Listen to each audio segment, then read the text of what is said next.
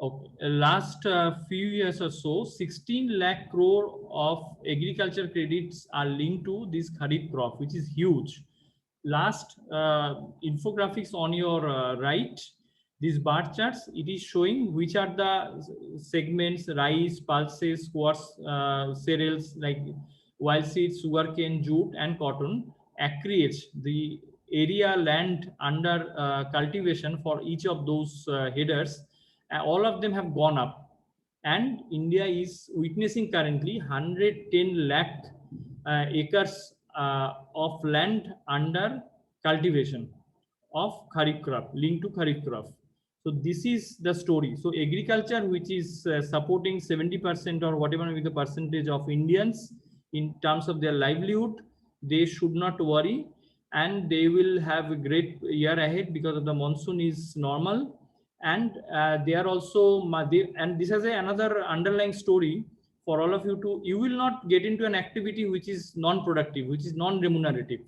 Acreage is increasing in million hectares. In terms of million hectares, this data are increasing, meaning that there must be some good profit, some livelihood possible, some interesting story in agriculture sector. Therefore, more lands are getting added to active cultivation. So contrary to the despair, doomsayers or naysayers that nothing is happening in Indian agriculture, the agriculture acreage data is showing the other way around. There is a story which is rosier than the yesteryears. Last slide. uh, what are the issues then? Everything is gung ho, everything is good about it coming years or so. So at global level, COVID third wave is expected. People are talking about it. If that happens, then GDP forecast will go southward or will sink perhaps. Further downside, you can see. Market wide, this is a cause for worry. If you have studied your accounts papers or some investment linked papers, price multiples are important concepts. So how much you are ready to pay for rupees 1 rupee share or 1 rupee face value share, right? How much you are willing to. That multiple used to be around 25 etc. in Indian context. Globally it is 20. Currently it is at 30, 35, or some companies even higher. So are we in a bubble? That is a question many people have started asking. Crude oil price, no, we don't know which way it will go. If electric vehicles are coming, then it will become, crude oil become much less important as far as India is concerned, because we pay a lot of money in importing crude oil. If electric vehicles are not practical, then we have to depend on crude oil. And if there is a war in Middle East, etc., tension in Middle East, then we don't know which way the price will go. Two things which are fascinating and should be positive going forward for India: technology, AI, big data, computer vision, robotics. Lot of things people are talking, and Indian entrepreneurs are taking front steps in this technology journey. And I believe with IP-driven approach of many entrepreneurial firms, India has a brilliant story ahead in technology front. China is a suspect nation. Everybody is abusing China, and for reasons. I personally believe China should be subjected to a lot of international pressure, and they must pay penalty for what they have done to the mankind. So China is a case in point we must watch out for. So all these small things which are in my mind, if you ask me to close my eyes and say what are the 6 things you think, half a dozen things, can you name? So these are the 6 things in my minds, which can go either way, right? So with this, I close my submission. This is the website of my company, VistaIntelligence.ai, which is an entrepreneurial journey. I stop sharing here, and I open myself to any questions that you may like to ask. Over to You're very good evening, sir. If anyone is having any questions, he or she may put his or her questions in the chat box.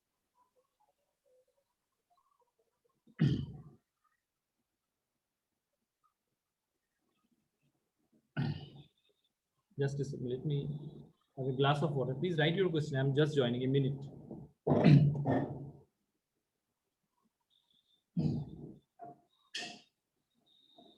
Please do not hesitate to ask questions.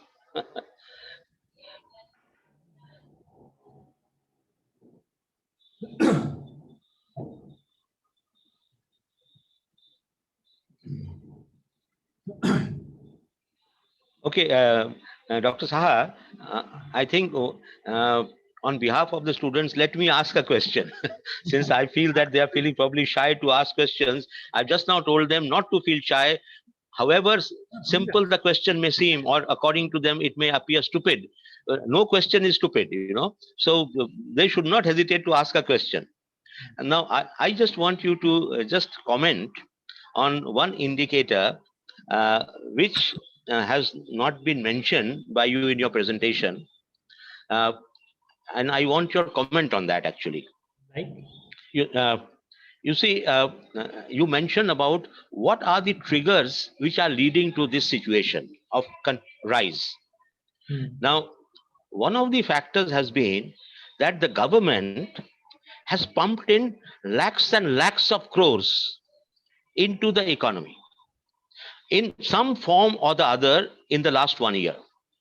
The so-called structural reforms, giving money to the small and medium enterprises, giving money to agriculture towards credit, okay, to revive certain sectors of the economy, and that small businesses do not fold up. So lakhs and lakhs of crores have been pumped into the economy.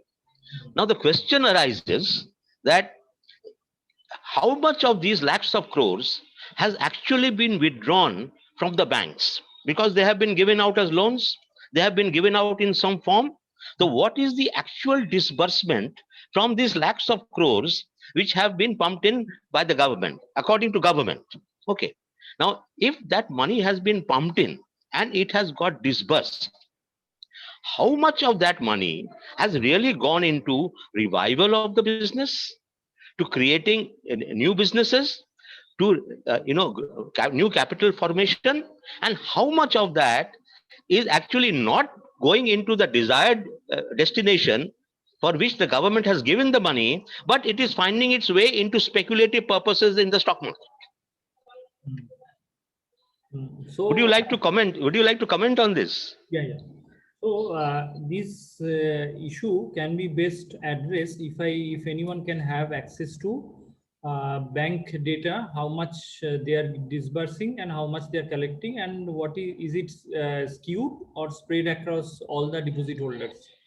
So those data currently I don't have, and I didn't try also, let me be honest, because I thought that in case government is, which is the case actually, in case since government is putting money in the accounts of people in the form of, let's say, Ujala, or in the form of farmers loan subsidy, whatnot, so many other schemes, fertilizer subsidy, etc. Direct subsidy as well as indirect subsidy. So in that way, withdrawing GST in some cases, that is indirect. That number is somewhat captured in terms of if you look at the earnings of the company. Now, these earnings of the company for March has just started arriving. So I started collating those data, but could not do so because most of the company didn't report, and it was taking time. But if anybody looks at the earnings of the company, if people are spending, then it must be reflected in the earnings of the company. Now, if that data also I don't have, so I don't have the bank level data, I don't have the earnings of the company data. Third attempt that I made to capture this phenomena or issue is different indices which are possible for government to capture at once and publish. So like production figures, like for example inflation figures. If foods are not produced, processed foods, then obviously too many people will chase too few goods, price will rise. So those inflation data, those indices data of IPP, etc., are in a way reflecting that people are spending, and people are not shy from spending. And today's world is also a psychological behavioral finance story. People have a habit of spending rather than savings, unlike my grandfather, who always perhaps would be advising anybody that let's save some money for some cloudy days ahead. Today's generation believe in credit card, so people are spending today. That's my belief. So that way I look at it. One other question is that, which is actually a very hot topic of discussion nowadays, is that on one hand, our trade balance, as you have shown in your slides, the trade balance deficit has narrowed, has significantly narrowed. Okay. Now, with a narrowing trade balance, it should be good from the foreign exchange reserves point of view. And it is a fact that our foreign exchange reserves are very high at this moment. It has increased significantly. It is true. Then why the government is increasing the petrol and diesel prices? Why that is not under control? And if so, then is it that external factors are impinging on the economy? It has nothing to do with India. It is the external factors which are impinging. And then what is that external factor which is driving petrol and diesel prices so high? No, it is not, because you are priced on diesel, petrol. We all drive cars, so 100 rupee a liter is really pinching in Bombay, Mumbai. So I'm saying that this 100 rupee is a INR price, not the dollar price. So if you look at the dollar WTI crude or Middle East crude, etc., or Brent crude, they are more or less predictable time series. But in case of INR, there is a dirty trick, or I would say practical trick. Reason being, now what is happening, because most of the factories or most of the travel, everything is shut down. Government is unable to collect enough indirect taxes.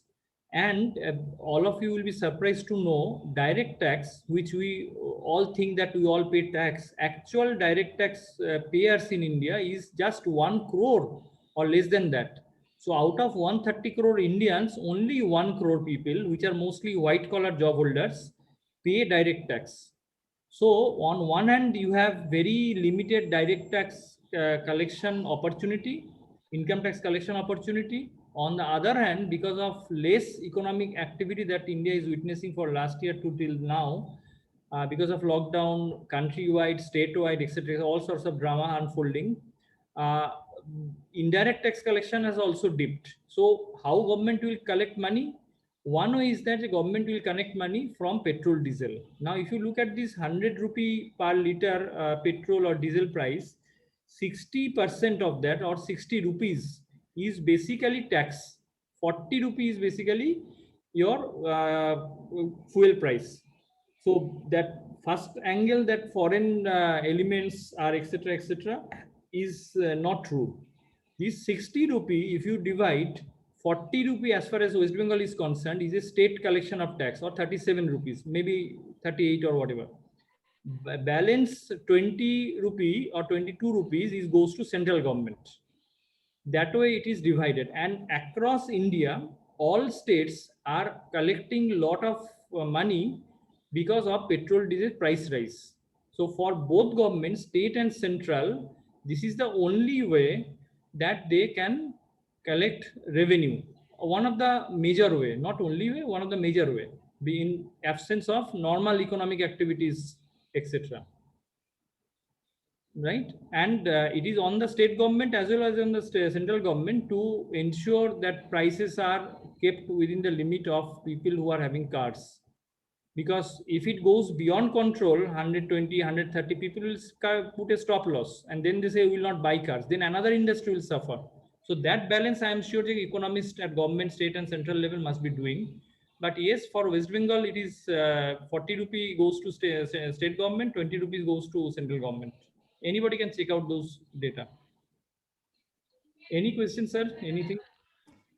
Sir, we have 2 questions in the chat box. The first question is, sir, could you please repeat the mutual fund, equity fund, debt fund, this part once again?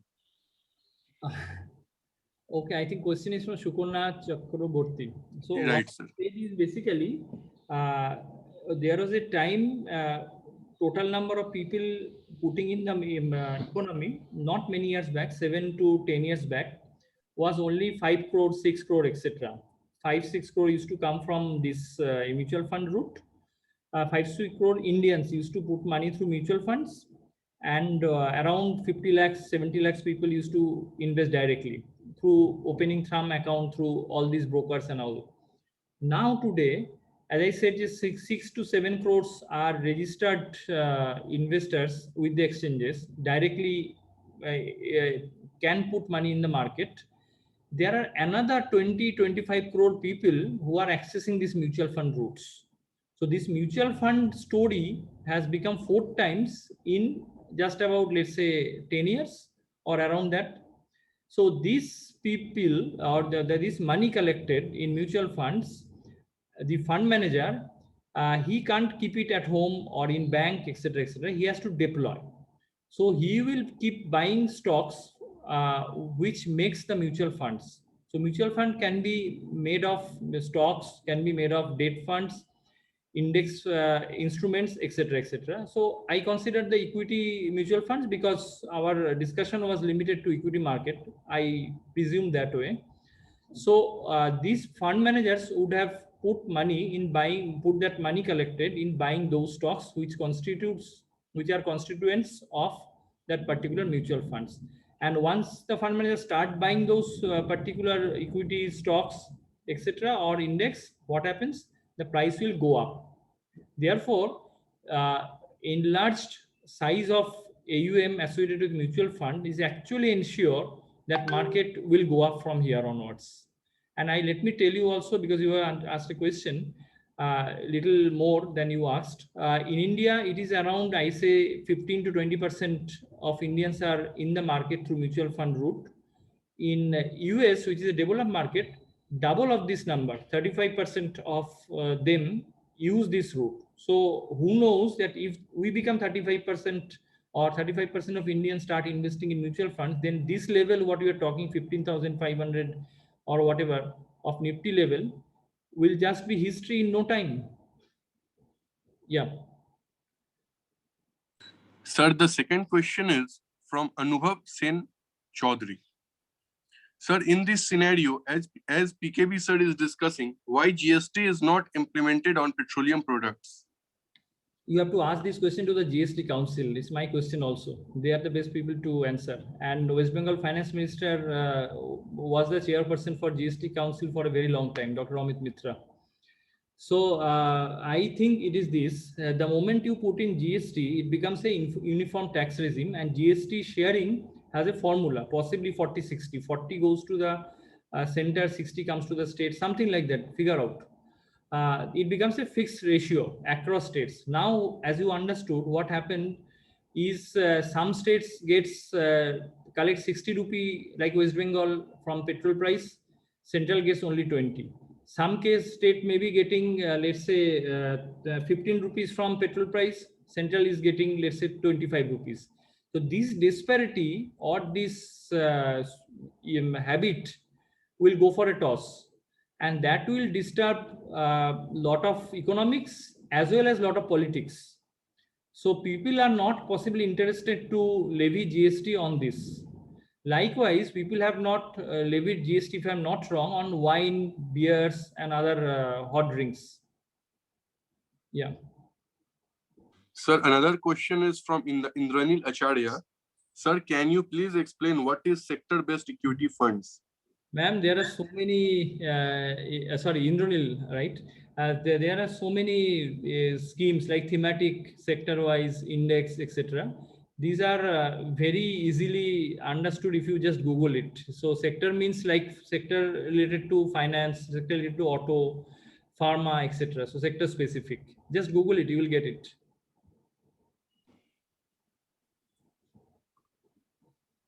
Sir, one question is from Subhajit Karforma. What is free cash flow to equity? There is no free cash flow to equity. People have to think an investment. Nothing is free and nothing flows free. So investor decide where to put money.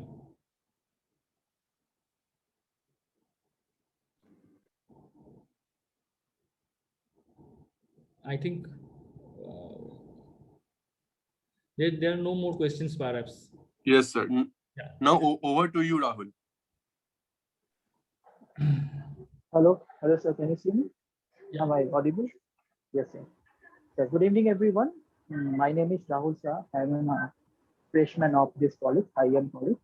Thank you, sir, Dr. Arindam Shah, for being our guest speaker. We are truly grateful to you for sharing your valuable time and knowledge with us. We are grateful to you for coordinating a seminar like this. Thank you to all the ma'am and sirs present here for giving us such an opportunity and participating in it to make it a successful event. I would like SC sir to prepare today's evening by saying something. Sir, to you, sir. Hello, sir. Shogota sir, are you there? Yeah, just a minute. Yes, thank you, Rahul. Respected seniors and colleagues and students, I have known Dr. Arindam Saha for many years. As a human being, he is a fantastic, humble and approachable person. And he has depth knowledge of market, which will be beneficial for our students, helpful to in their upcoming careers. We hope our student will gain insight from today's seminar. And lastly, I thank Dr. Saha for sharing his valuable time and knowledge with us. Thank you, Rahul.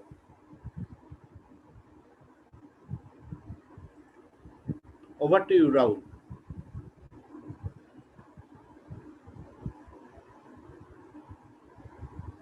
Thank you, sir.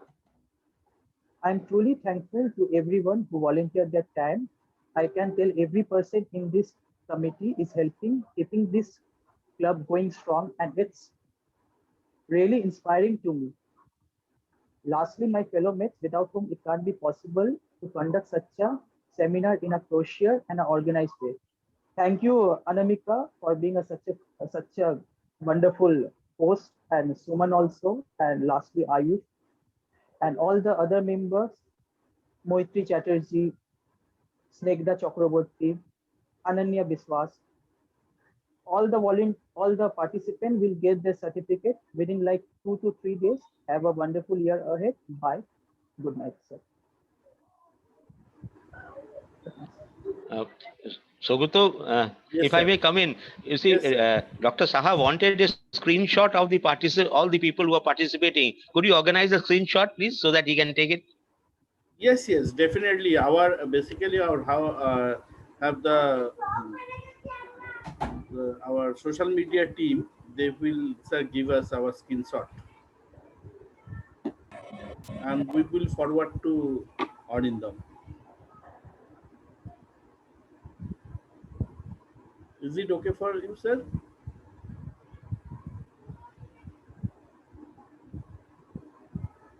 Okay, sir. Are you there? Yeah. Hello, I'm there. Yeah. Sir, I will take it from our social media team. Uh-huh. All the screenshot and also the recording of this event. Okay. And we will forward to Dr. Saha as soon as possible. So, Dr. Saha still there, or he has left? So just he has left. Yes, just left. Okay. Okay. All right. Then I think you can close it. Between us, so we are only limited. Recording is also over now. Is it still recording? Yes, sir. It's still now recording. Okay. Fine. So I think we have learned how to, organize an expert lecture series, and let us start planning for the future lecture series after maybe after your exams are over and all that. It can happen even during the time of your SIP. There's nothing to stop it from happening. So please see what is possible. Okay. And in a situation of online communication, we are always there. We can always meet if necessary. Yes, sir. No problem. Okay. And also, I would like to thank our PKB sir, Professor Anupam Bhattacharya and Professor Dr. Sujit Datta sir. And also we are not basically ignored for them. Our Professor Shoharda Nandi sir and his social media team will basically cover. Thank you, Shoharda sir. And who's at the very scheduled and always they respond and encourage to us. Many thanks, Dr. Saha, and supported the event should be successful, and all the students will get the participation certificate get soon. Okay. Thank you. Good night. Okay, thank you, sir. Thank you, sir. Thank you, Take sir. care. Thank you, sir. Thank you, Thank you, sir. sir. Thank you, Thank you. Thank you, and stay Thank you, safe sir. and well, all sir. of you. Thank you, Okay. sir. you, You sir. also Thank you, stay sir. safe Okay. and stay sound. Thanks, sir. And Thank you, best of sir. luck for your Thank you, sir. forthcoming exams. That's Thank you, sir. Thank you, sir. Okay. Okay. Big up, sir.